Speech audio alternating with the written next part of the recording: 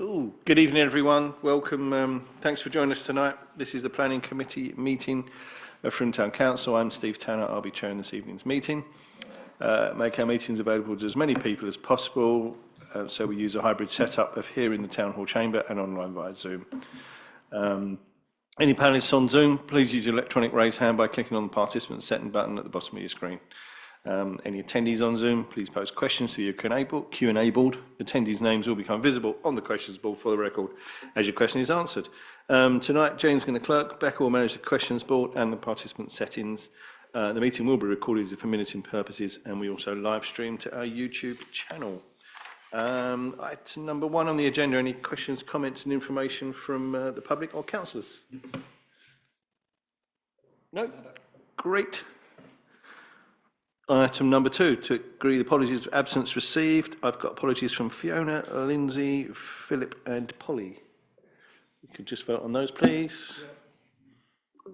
That's unanimous. Thank you. Item number 3 on the agenda, any declaration of members' interests? No? Great. Up to number 4, to agree the minutes of the last meeting held on the 29th of January 2026. Any comments? If not, someone propose that? Happy to propose. Thanks, Andy. Great, that's unanimous. Let's sign those. Item number 5, to consider the major plan applications received. As ever, over to Jane. Thank you very much. So the first application is number 872 on our list, and it is 1 Rook Lane, Frome, and it is for the felling of a field maple in a conservation area. Highlighted this one just because they haven't given any reason as to why the felling is necessary. They haven't provided any images of the tree, and it's not one that you can get to see without having to, or at least I don't believe, without having to go through other people's property. But you can see from the aerial view that it does appear to be quite a substantial tree. The Civic Society have said, in the absence of any reason given for felling or any substantive information requested, the tree officer determines whether it should be designated as a TPO. Any questions? Sort of agree with the Civic Society. It sort of seems pretty reasonable, doesn't it? Yeah, pretty much sums it in the up. absence of any other information. Yeah, we can neither support nor object because we don't really know what they're trying to do and why, more importantly. Okay, so you're happy for me to replicate the comments of the Civic Society on that one? Yep. Yep. Yes, please. Okay. Propose that. That's it, and that's unanimous. Thank you. Thank you. Another tree application. So this is number 874 on our list, and it is Birch House, Eggford Lane, and it's for the felling of 5 ash trees. All the trees are covered by tree protection order, and the reason stated for felling is because of ash dieback. They have provided an accompanying report stating that all the trees are at different stages of deterioration of ash dieback, and the trees are to be gradually removed over the next 2 years and replaced by hornbeams and acers. A large ash tree, T5, will hopefully last beyond 2 years, and they're precautionary works.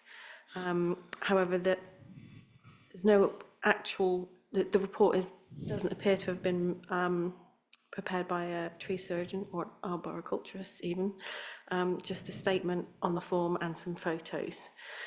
The Civic Society have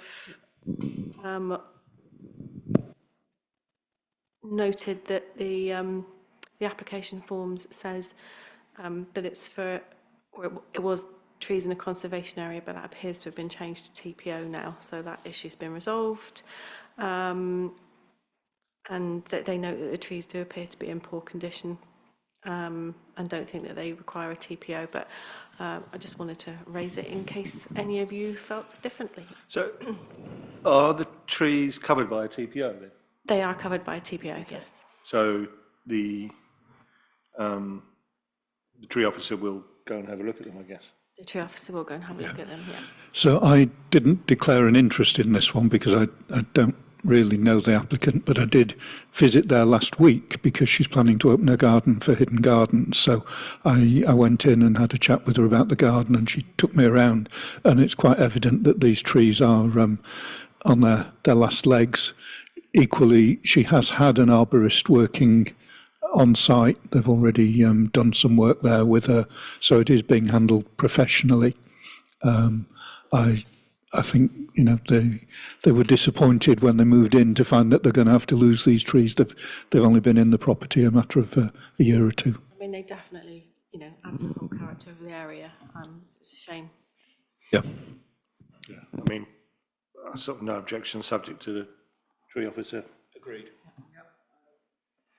Okay, was that a proposer, a seconder? And yeah, that's unanimous, thank you. Next up for discussion, tree 873. I had highlighted that one, but I didn't put it on as it's a cypress tree. But if you'd like to discuss it in detail, I haven't got the. I can get the images.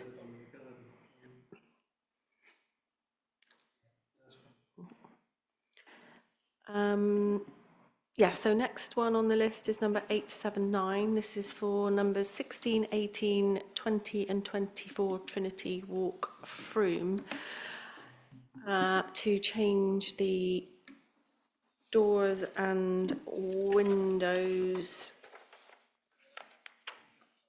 to UPVC windows and doors. They are currently timber sash windows.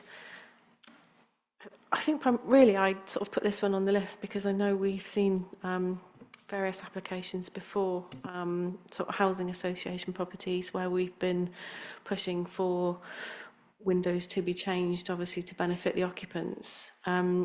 This one is slightly different. It's not in a conservation area. It's surrounded by conservation area, but it's not in the conservation area. I didn't raise it because I felt there was any issues with it necessarily. I just thought it would be good to show that work is being done on these properties where it's needed, and note that the Civic Society have made no objection.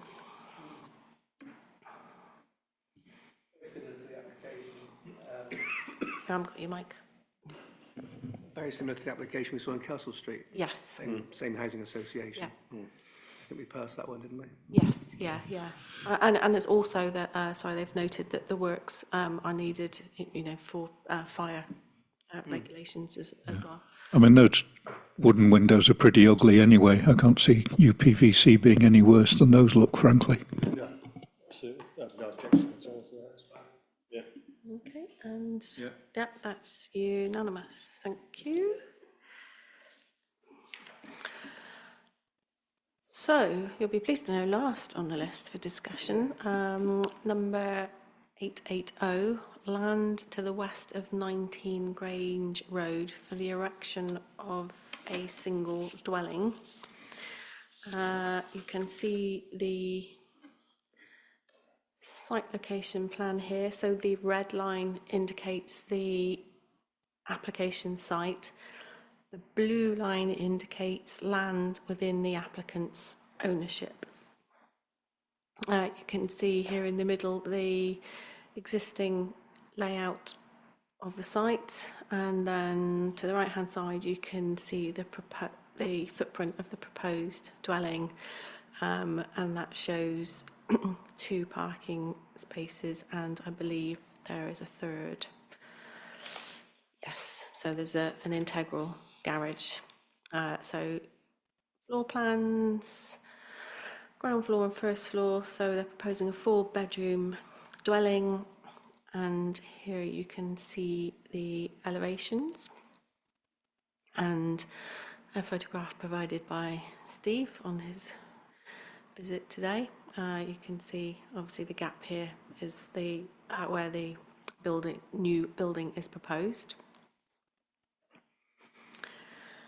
You may recall that at a recent planning committee meeting, we discussed an application for the same address for an extension to the existing dwelling on the site. So just for reference,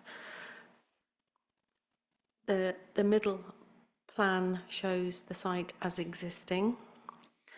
The drawing to the left shows the application for the front and side and rear, I believe, extension to the property. And then we have the application that we're currently looking at on the right-hand side. Now, we did object to the previous application. We had concerns about the overlooking and overbearing nature of the extension on the adjoining property. And just to try and make that a little bit clearer for you, I've tried to merge the two applications together.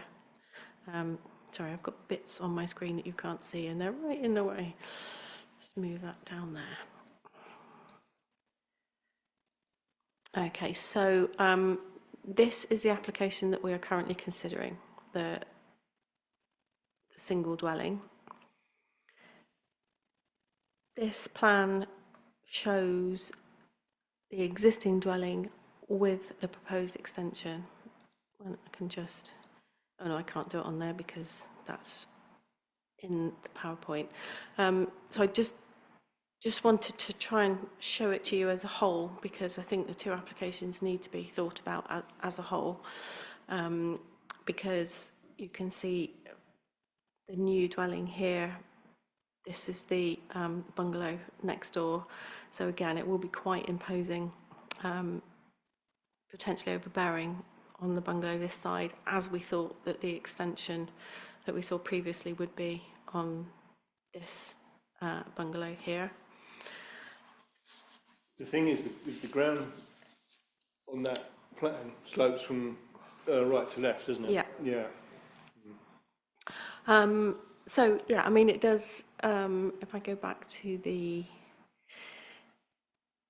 layout plan, it does look, so this is the extent of the plot. So by the time you've got the parking at the front, it does look quite squeezed into there, but you know, they are looking at solar panels as well.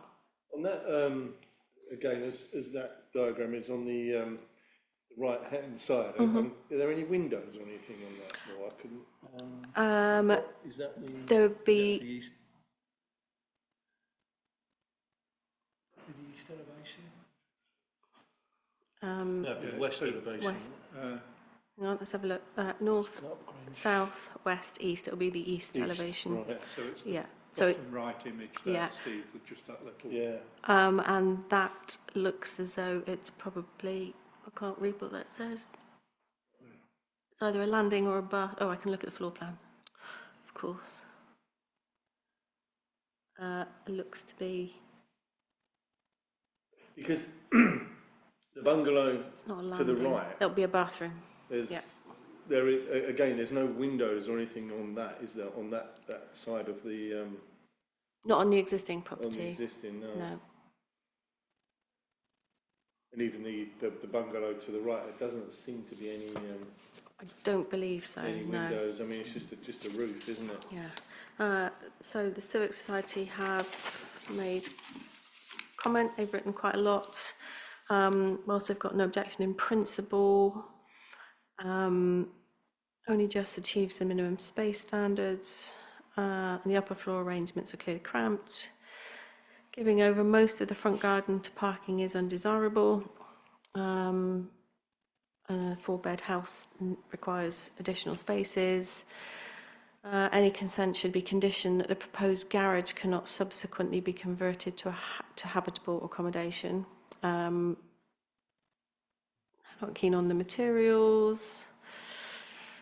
And the planning officer will need to ensure that the proposed dwelling does not overbear on the neighbouring bungalow, which is the issue that we've discussed.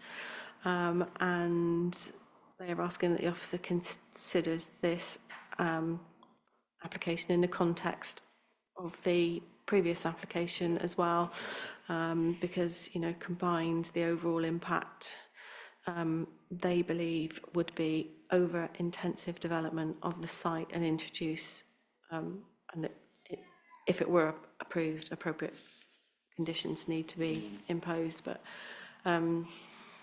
yeah, I mean, I do, as I said, I think it's...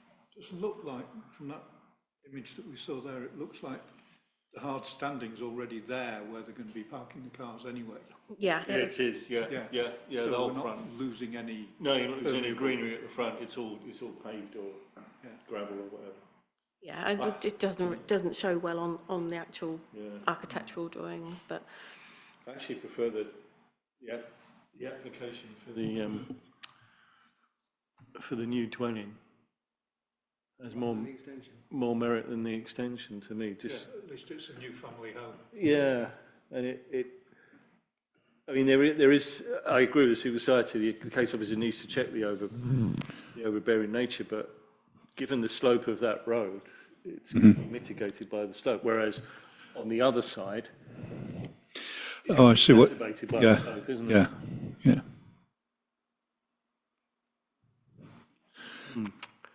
They do need to be looked at together, don't they? Because I mean, that image at the top looks like the right-hand side roof is sloping down lower than the left-hand side. So it's obviously a nod in terms of allowing some light through towards the bungalow. Yeah. I mean, I think Andy's point about, you know, this is a new family home, and Steve's point about he actually prefers the new dwelling, that sort of suggests that we, you know, as the Civic Society, no objection in principle to the new dwelling. yeah, We have already objected to the extension, and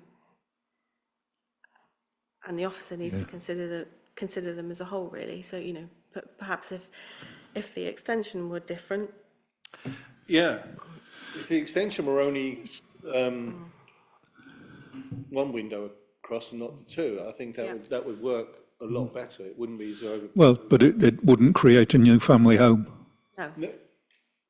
No, I'm talking about the extension to the house. Over the garages. This Right. Yeah, if it was only one sort of window and not both, then it would be easier for that house to the. You've already got the footprint for two there. Yeah, they've already got the footprint for two. Yeah. I mean, I think you're right. I think it should all be considered as a whole, and we should make that obvious to the planning officer. Yeah. So is the extension still a live application as well as this one? we only looked at it last week. Right. Okay. I mean, to be fair to the applicants and agents, they may well have submitted them both at exactly the same time. Yeah. But the way in which applications get processed means they presented to us at different times. Yeah. So, Yeah. So where are we? So I'm no objection in principle. I think the case officer needs to check the overbearing nature towards the bungalow to the right or to the east as it is. And I think both applications need to be considered as one. That would be where I'm coming from on it. Well, and, you know, potentially you get to a point where you say, well, you can do one but not both. Yeah, could end up like that, yeah. So Mark, any other thoughts? No, I think he needs the mic. it is a lot of house on one, a lot of houses on one side, and they're obviously sweating their asset there to get as much as they can. I can understand that. I don't have a problem with that. Like, do that, but I think it's important it's all looked as a whole rather than piecemeal like we're having to at the moment. So would it be fair to say if the extension had less impact and reduced the overall mass of building on the plot as a whole, we feel that would be a better outcome? Yeah. All that. So, just to clarify, no objection in principle. Ask the planning officer to assess the potential of roadwood bearing and the impact on the adjoining bungalow. If the extension had less mass and reduced the overall mass on the site, that would be more acceptable. Yeah. Yeah. All that. Or words to that effect. Yep. Yeah. That sounds good. Yeah. Put that in, Okay. English and do that. And that's unanimous, thank you. And that, gentlemen, was the last one that I have on my list, unless there are any others that you wanted to have a discussion about. Yeah, excellent, great. Thanks very much, everyone. So if we could just vote on the comments that Jane's put down, and she can send them off on the other ones we haven't discussed. We'll put those up. Yeah. And that's unanimous, thank you. Yeah, the next meeting will be the 12th of March. Look forward to seeing everyone then.